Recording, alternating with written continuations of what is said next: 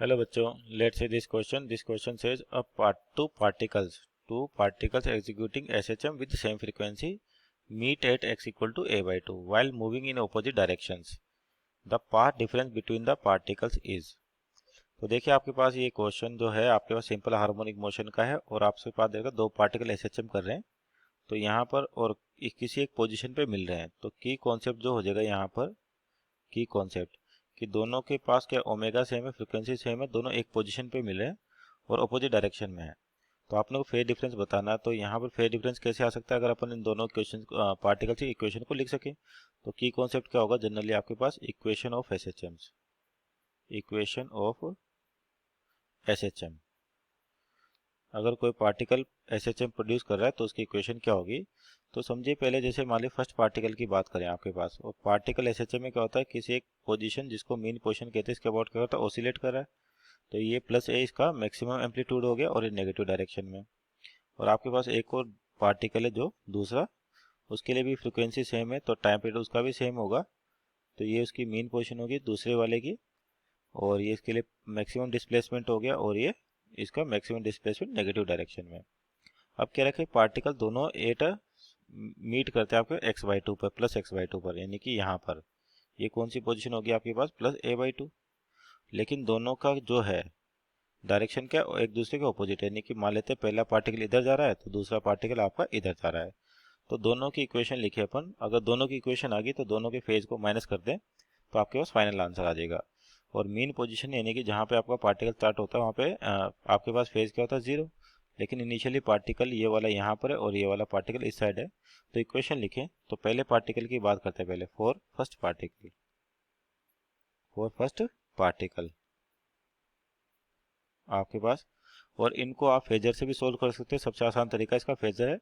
या फिर अपन इक्वेशन लिखे मान लीजिए y इक्वल टू कितना एम्पलीट्यूड बोल दिया a sign omega t plus five कुछ ना कुछ फेज होगा इसका इनिशियली। मान लो t बराबर जीरो पे अपन यहीं से स्टार्ट करें इस वाले पार्टिकल के लिए कि t इक्वल टू जीरो पर। तो आपके पास सिंपल इक्वेशन हो जाएगी y equal to a sine five omega t क्या हो जाएगा जीरो। अगर यहीं से कैलकुलेशन स्टार्ट करते हैं तो इस वाले के लिए t कितना हो जाएगा जीरो।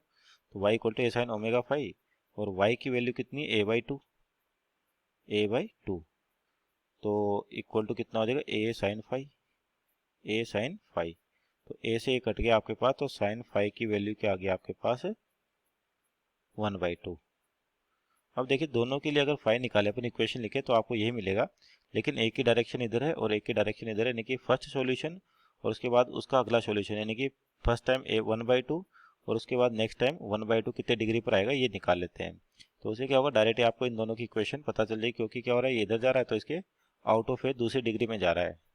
तो यानी कि फर्स्ट पार्टिकल के लिए आपके पास कितना हो गया sign five equal to 1/2।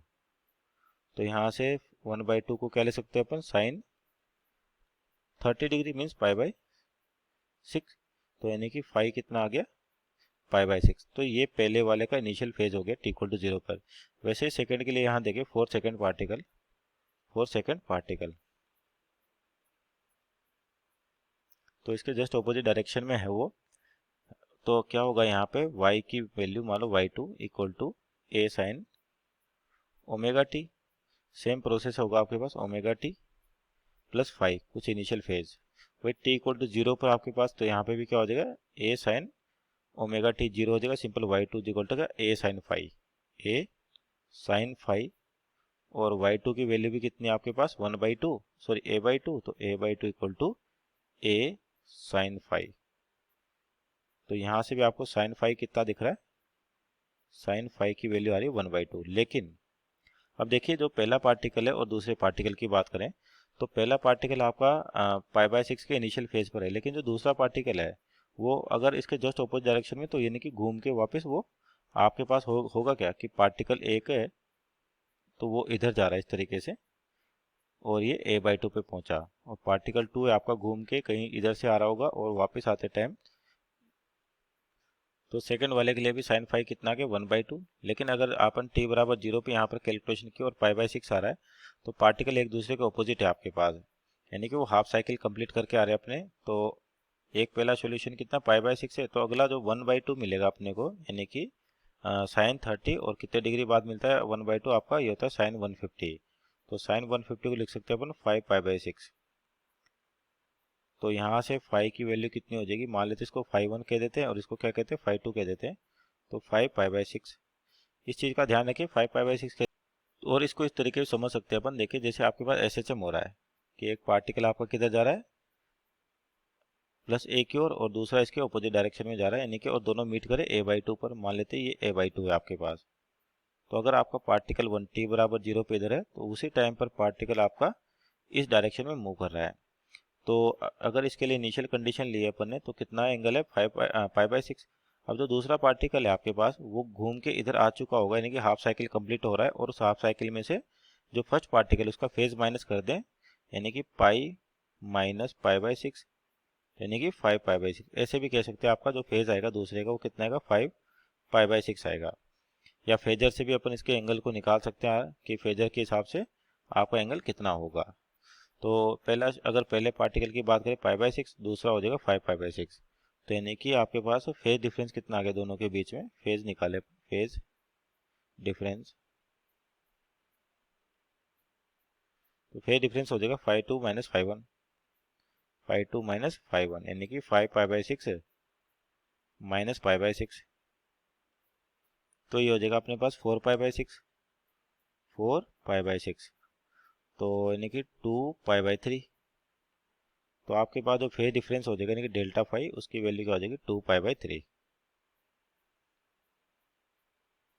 So our solution is 2π/3। तो यहाँ पर आपके पास कुछ नहीं, दो पार्टिकल एसएचएम कर रहे हैं, दोनों का ओमेगा सेम है तो फ्रीक्वेंसी सेम होगी। एक पार्टिकल आपका जब मीट होते हैं तो दोनों, एक यहाँ पर है आपके पास और एक जस्ट ऑपोजिट डायरेक्शन में है। तो इसके लिए अगर इनिशियल फेज निकाला जिसकी वैल्यू 5/6 आ रही है, तो दूसरा वाला इसे कितना ऑपोजिट डायरेक्शन में मूव कर रहा है, यानी कि जब ये यहाँ पर पहुंचा है आपका पार्टिकल घूम के इधर आ रहा होगा, तो इसकी जस्ट ऑपोजिट डायरेक्शन होगी। मीन्स पहला सॉल्यूशन जो 30 डिग्री का कितना π/6, और दूसरे सॉल्यूशन की बात करें यानी कि हाफ साइकिल में चल रहे अपने पास दोनों ये, तो इस हाफ साइकिल में यानी कि जो हाफ साइकिल होता है उसके लिए जो फेज होता है पाई होता है आपके पास, तो पाई में से इसका फेज माइनस करें तो 5π/6 यानी दूसरे पार्टिकल का फेज आ गया। तो दोनों को माइनस करें तो आपके पास 2π/3, या इसको फेजर से करना चाहे उससे भी आसान होता है। तो यहाँ पर देखें ऑप्शन अपने पास, तो ऑप्शन नंबर आपका हो जाएगा ये 2π/3। Hope you understood well, best of luck.